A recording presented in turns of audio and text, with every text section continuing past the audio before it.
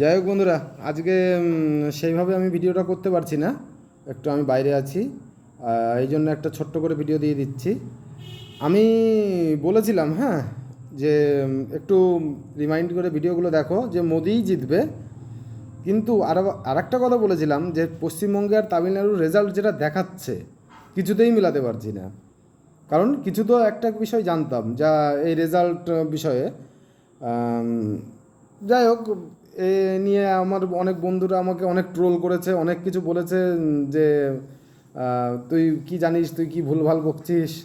আমি বললাম হ্যাঁ ঠিক আছে, আমি ভুলভালই বকছি, তাহলে ঠিক আছে, তোদেরই ঠিক আছে। এখন এখন রেজাল্ট যখন এসছে তখন তো হয়তো বুঝতে পারছো যে আমি ঠিক বলেছি না ভুল বলেছি।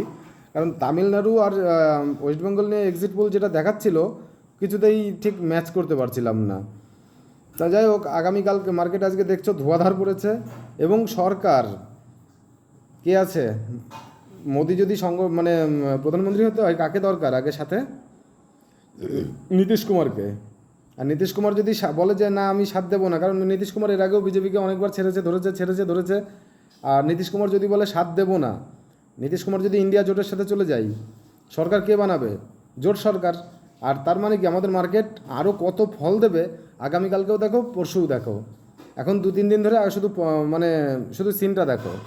যদি সরকার নীতিশ কুমার সোজাসুজিভাবে যদি এখন বলে বসে যে আমাকে প্রধানমন্ত্রী বানাতে হবে, তবেই। আর নীতিশ কুমার চরম লোভী, এটাও মেনে নিও।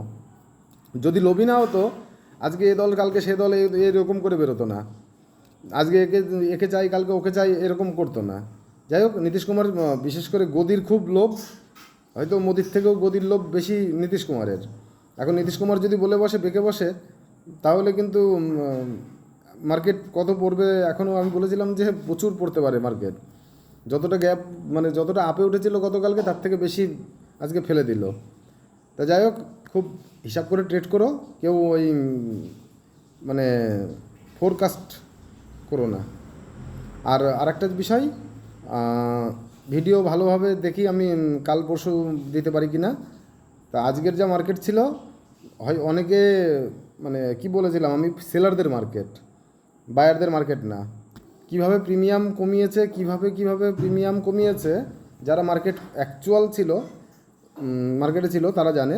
যদিও মার্কেটের ভলিউম খুব একটা বেশি ছিল না আজকে মার্কেটে কিন্তু ভলিউম খুব হাই ভলিউম ছিল না, কিন্তু তবুও মার্কেট প্রচুর পড়েছে। যারা প্রফিট করেছে হয়তো সকালবেলা বেরিয়ে গেছে, যারা প্রফিট করেনি সারাদিন ধরে লস করেছে, এই হয়েছে মার্কেটে। আর লাস্টে দুটোর পরে এসে তো কোনো ভালো মুভমেন্টই দেয়নি তেমন কিছু। ঠিক আছে, এই পর্যন্তই। মানে গরিবের কথা বাসি হলে কাজে লাগে আর কি, সেরকম একটা বিষয়। বলেছিলাম যে ওয়েস্ট বেঙ্গলের সিপিএম প্রচুর ভোট কাটবে। দেখো সিপিএম ক% ভোট কেটেছে, আর যার কারণে আজকে তৃণমূলের এত ভালো রেজাল্ট। আর তামিলনাড়ুতে রেজাল্টটা দেখে না, 39-এ কটা পেয়েছে। আমি বলেছিলাম যে তামিলনাড়ুর কিছু একটা গন্ডগোল আছে, এক্সিট পোল কিছু একটা ভুল দেখাচ্ছে। কারণ এত সিট বিজেপির কী করে হয়? 19 সালে one of the best result করেছিল বিজেপি, সেইখান থেকে আরও বেশি দেখাচ্ছে। ওই পর্যন্ত দেখালেও মেনে নিতাম, কিন্তু তারও বেশি দেখাচ্ছে। এই হচ্ছে বিষয়। ঠিক আছে, যে যা বোঝো ভাই বোঝো, আর যার যা বলার তা বলো, কোনো যায় আসে না। কিন্তু এখন যেটা আমি বলেছিলাম সেটা হয়েছে, এটাই সর্বশেষ কথা। আর মিলিয়ে নেবে কথাগুলো শুধু। আর কালকেও দেখো মার্কেটের অবস্থা কী হয়, পরশুও দেখো মার্কেটের অবস্থা কী হয়। যদি নীতিশ কুমার একটু এঁকে বেঁকে বসে, মার্কেট আরও এখান থেকে মনে করো 18,000 আসতে খুব বেশি সময় নেবে না। 20,200 এখানে একবার এসে মেজার সাপোর্ট আছে।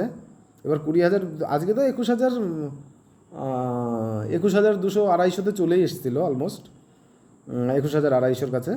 তো যাই হোক, মেজার সাপোর্ট আছে এবারে 20,200। ওটা যদি ব্রেক করে 18,000 আসতেও মার্কেটকে কেউ ঠেকাতে পারবে না।